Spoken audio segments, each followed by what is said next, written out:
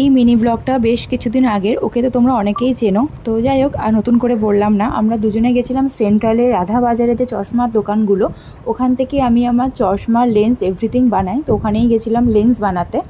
ওখান থেকে বেরিয়ে আমরা গেলাম পার্ক স্ট্রিটের জুডিওতে। ভেবেছিলাম কিছু টুকটাক শপিং করব, কেনার ছিল। তো জুডিওতে গিয়ে আলটিমেটলি আমার না কিছু পছন্দ হলো না। আমি জানি না কেন, ইনস্টাগ্রামে রিলসে এত রকম কালেকশন দেখি, বাট ওখানে গিয়ে অ্যাজ সাচ আমার কিচ্ছু চোখে লাগলো না। পার্ক স্ট্রিটের মতো জায়গায় কালেকশন এরকম কেন দেখলাম আমি সিরিয়াসলি জানি না।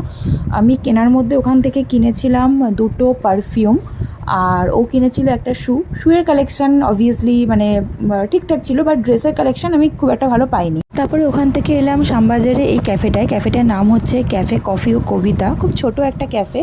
আমরা অর্ডার করেছিলাম cold coffee with ice cream and red sauce pasta. খাবারগুলো ঠিকঠাক ছিল। এইটুকুই ছিল সেদিনের মিনি ব্লগটা ভালো লাগলে প্লিজ লাইক করে দিও। বাই।